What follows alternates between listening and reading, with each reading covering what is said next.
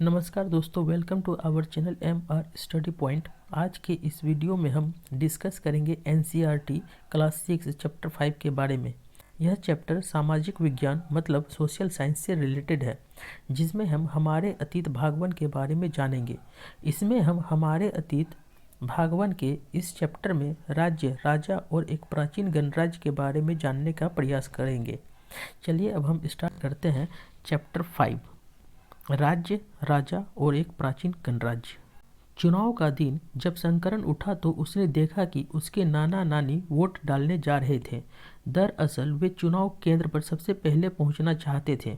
शंकरन जानना चाहता था कि आखिर वे इतने उत्साहित क्यों थे। उसके नाना जी ने उसे जल्दी में समझाने की कोशिश की और कहा, आज हम अपने शासकों का चुनाव करने जा रहे हैं। कुछ लोग शासक कैसे बने? लगभग 50 वर्षों से हम अपने शासकों का चुनाव मतदान के जरिए करते आ रहे हैं, लेकिन बहुत पहले लोग शासक कैसे बनते थे? हमने अध्याय 4 में यह पढ़ा था कि कुछ राजा संभवतः जन यानी लोगों द्वारा चुने जाते थे, परंतु करीब 3000 साल पहले राजा बनने की इस प्रक्रिया में कुछ परिवर्तन दिखाई दिए। कुछ लोग बड़े बड़े यज्ञों को आयोजित कर राजा के रूप में प्रतिष्ठित हो गए। अश्वमेध यज्ञ एक ऐसा ही आयोजन था। इसमें एक घोड़े को राजा के लोगों के देखरेख में स्वतंत्र विचरण के लिए छोड़ दिया जाता था। इस घोड़े को किसी दूसरे राजा ने रोका तो उसे वहां अश्वमेध यज्ञ करने वाले राजा से लड़ाई करनी पड़ती थी। अगर उन्होंने घोड़े को जाने दिया तो इसका मतलब यह होता था कि अश्वमेध यज्ञ करने वाला राजा उनसे ज़्यादा शक्तिशाली था। इसके बाद उन राजाओं को यज्ञ में आमंत्रित किया जाता था। यह यज्ञ विशिष्ट पुरोहितों द्वारा संपन्न किया जाता था। इसके लिए उन्हें उपहारों से सम्मानित किया जाता था। अश्वमेध यज्ञ करने वाला राजा बहुत शक्तिशाली माना जाता था। यज्ञ में आमंत्रित सभी राजा उसके लिए उपहार लाते थे।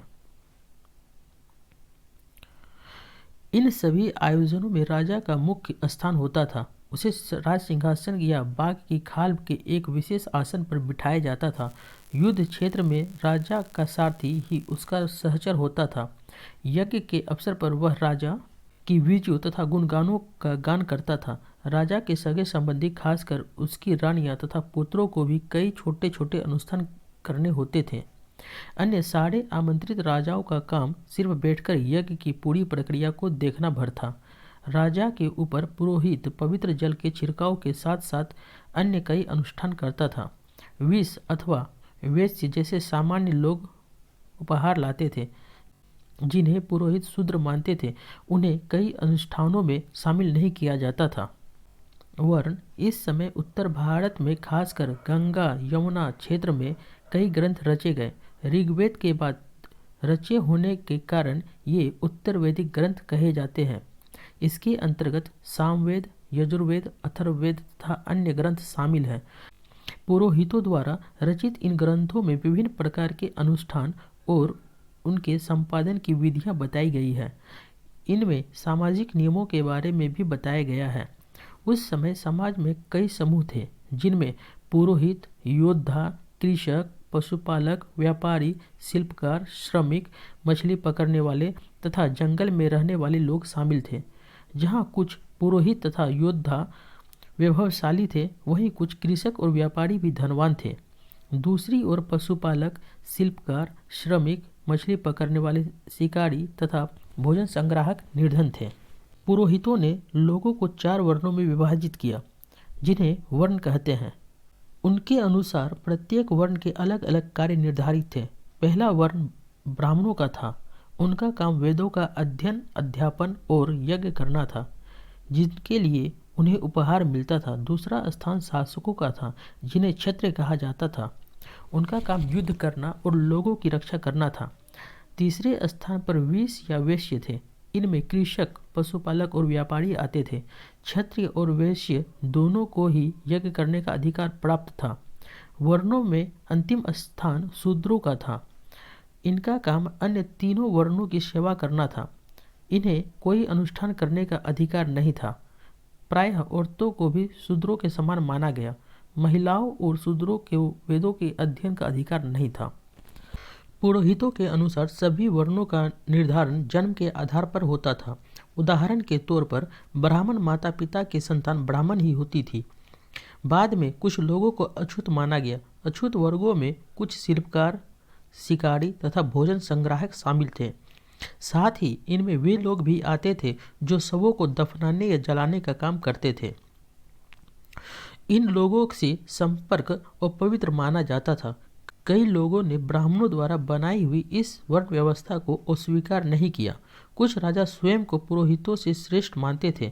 कुछ लोग जन्म के आधार पर वर्ण निर्धारण सही नहीं मानते थे। इसके अतिरिक्त कुछ लोग व्यवसाय के आधार पर लोगों के बीच भेदभाव उचित नहीं समझते थे, जबकि कुछ लोग चाहते थे कि अनुष्ठान संपन्न करने का अधिकार सबका हो। कई लोगों ने छुआछूत की आलोचना की। इस उपमहाद्वीप के पूर्वोत्तर क्षेत्र जैसे कई इलाकों में सामाजिक आर्थिक असमानता बहुत कम थी, जहां पुरोहितों का प्रभाव बहुत ही सीमित था। जनपद महायज्ञों को करने वाले राजा अब जन के राजा ना होकर जनपदों के राजा माने जाने लगे। जनपद का शाब्दिक अर्थ जन के बसने की जगह होता है। कुछ महत्वपूर्ण जनपद मानचित्र 4 में दिखाए गए हैं।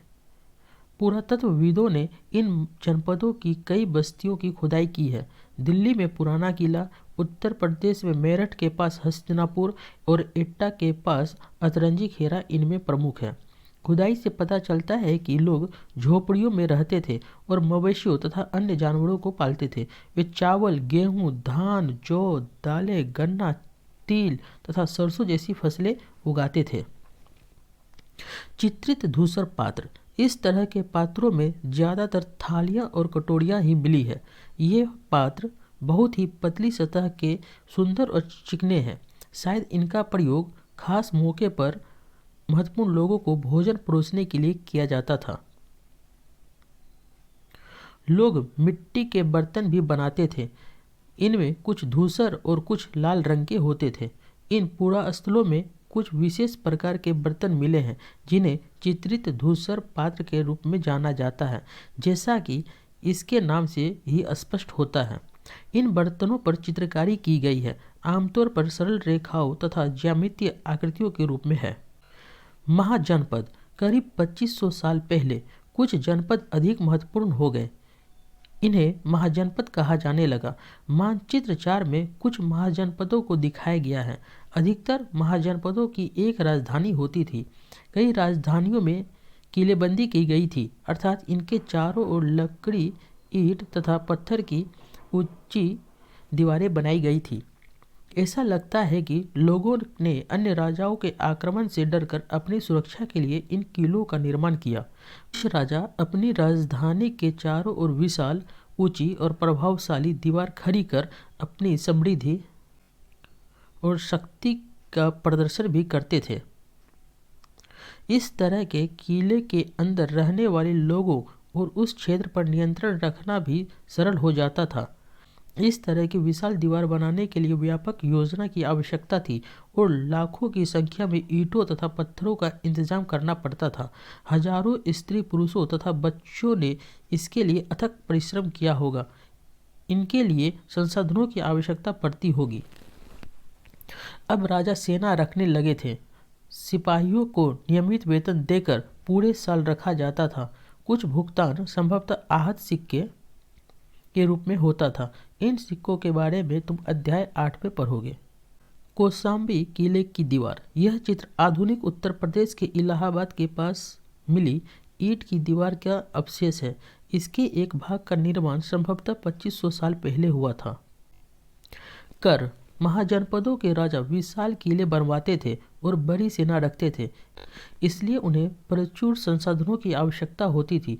इसके लिए उन्हें कर्मचारियों की भी आवश्यकता होती थी। अतः महाजनपदों के राजा लोगों द्वारा समय समय पर लाए गए उपहारों पर निर्भर न रहकर अब नियमित रूप से कर वसूलने लगे।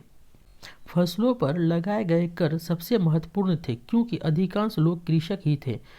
प्रायः उपज का 1/6वां भाग हिस्सा कर के रूप में निर्धारित किया जाता था, जिसे भाग कहा जाता था।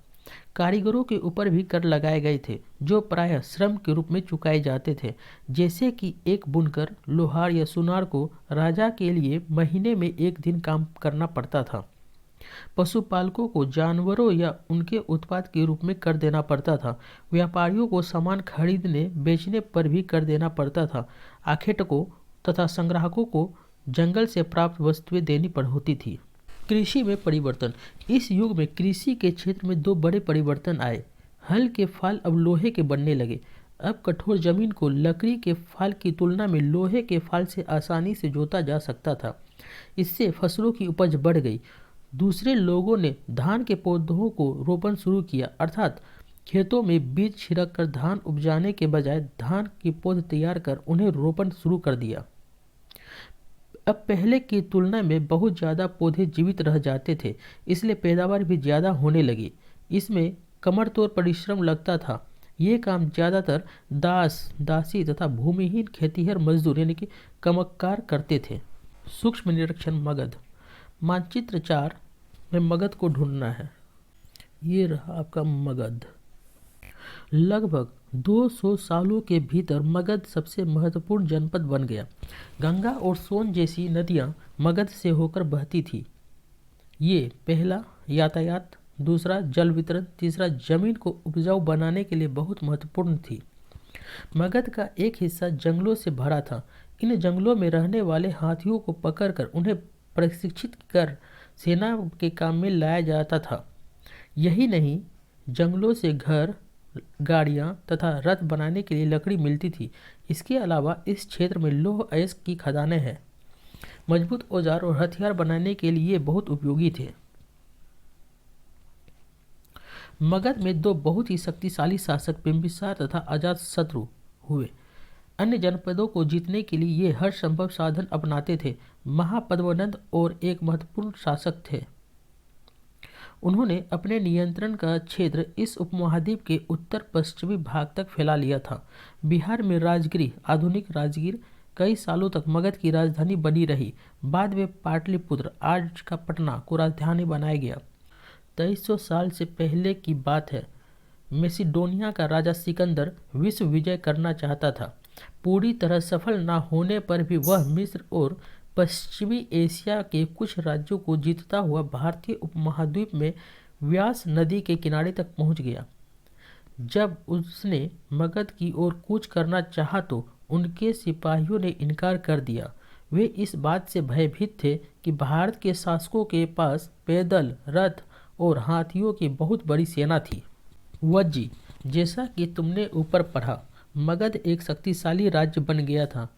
उसके नज़दीक ही वज्जी राज्य था, जिसकी राजधानी वैशाली यानी कि बिहार थी। यहाँ एक अलग किस्म की शासन व्यवस्था थी जिसे गण या संघ कहते थे। गण या संघ में कई शासक होते थे। कभी कभी लोग एक साथ शासन करते थे, जिसमें से प्रत्येक व्यक्ति राजा कहलाता था। ये सभी राजा विभिन्न अनुष्ठानों को एक साथ संपन्न करते थे। सभाओं में बैठकर ये बातचीत, बहस और वाद विवाद के जरिए तय करते थे कि क्या करना है और किस तरह करना है। शत्रुओं के आक्रमण से निपटने के लिए वे मिलकर चर्चाएं करते थे।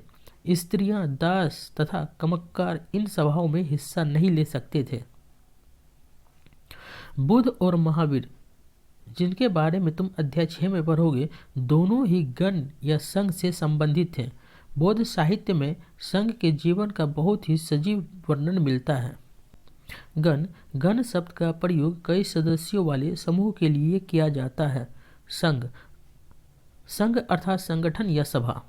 वज्जी संघ का यह वर्णन दीघ निकाय से लिया गया है। दीघ निकाय एक प्रसिद्ध बौद्ध ग्रंथ है, जिसमें बुद्ध के कई व्याख्यान दिए गए हैं। इन्हें करीब 2300 साल पहले लिखा गया था। अजातशत्रु और वज्जी संघ। अजातशत्रु वज्जी संघ पर आक्रमण करना चाहते थे। उन्होंने अपने मंत्री वत्सकार को बुद्ध के पास सलाह के लिए भेजा। बुद्ध ने उनसे पूछा कि क्या वज्जी सभाएं नियमित रूप से होती है तथा उनमें सभी सदस्य उपस्थित होते हैं। तब उन्हें पता चला कि ऐसा होता है। उन्होंने कहा, वज्जीवासी तब तक उन्नति करते रहेंगे जब तक वे पूर्ण और नियमित सभाएं करते रहेंगे। आपस में मिलजुल कर काम करते रहेंगे, पारंपरिक नियमों का पालन करते रहेंगे, बड़ों का सम्मान, समर्थन और उनकी बातों पर ध्यान देते रहेंगे। वज्जी महिलाओं के साथ जोर जबरदस्ती नहीं करेंगे और उन्हें बंधक नहीं बनाएंगे। शहरों तथा गांवों में चैत्यों का रख रखाव करेंगे, विभिन्न मतावलंबी संतों का सम्मान करेंगे और उनके आने या जाने पर कोई रोक नहीं लगाएंगे। कई शक्तिशाली राजा इन संघों को जीतना चाहते थे। इसके बावजूद उनका राज्य अब से लगभग 1500 साल पहले तक चलता रहा। उसके बाद गुप्त शासकों ने गण और संघ पर विजय प्राप्त कर उन्हें अपने राज्य में शामिल कर लिया। इसके बारे में तुम अध्याय 10 में पढ़ोगे। अन्यत्र अपने एटलस में यूनान और एथेंस को ढूंढो। लगभग 2500 साल पहले एथेंस के लोगों ने एक शासन व्यवस्था की स्थापना की जिसे प्रजातंत्र या गणतंत्र कहते हैं। यह व्यवस्था लगभग 200 सालों तक चली। इसमें 30 साल से ऊपर के उन सभी पुरुषों को पूर्ण नागरिकता प्राप्त थी जो दास नहीं थे। वहाँ एक सभा थी जो महत्वपूर्ण विषयों पर निर्णय लेने के लिए साल भर में कम से कम 40 बार बुलाई जाती थी। इस सभा में सभी नागरिक भाग ले सकते थे। शासन के कई पदों पर नियुक्तियां लॉटरियों के द्वारा की जाती थी। सभी नागरिकों को सेना और नौसेना में अपनी सेवाएं देनी होती थी। औरतों को नागरिक का दर्जा नहीं मिलता था। व्यापारियों तथा शिल्पकारों के रूप में एथेंस में रहने और काम करने वाले बहुत से विदेशियों को भी नागरिक अधिकार नहीं मिले थे। एथेंस में खदानों, खेतों, घरों और कार्यशालाओं में काम कर रहे दासों को भी नागरिक अधिकार नहीं मिले थे। कुछ महत्वपूर्ण तिथियां। नए शासक लगभग 3000 साल पहले। महाजनपद लगभग 3000 साल पहले। सिकंदर का आक्रमण। दिग्ग निकाय का लेखन लगभग 2300 साल पहले। गण या संघ राज्यों का अंत लगभग 1500 साल पहले। इस तरह से यह चैप्टर आपका समाप्त हुआ। अगर आपको स्टडी रिलेटेड यह कंटेंट पसंद आए तो इस चैनल को सब्सक्राइब करें और इस वीडियो को लाइक और कमेंट करें। धन्यवाद।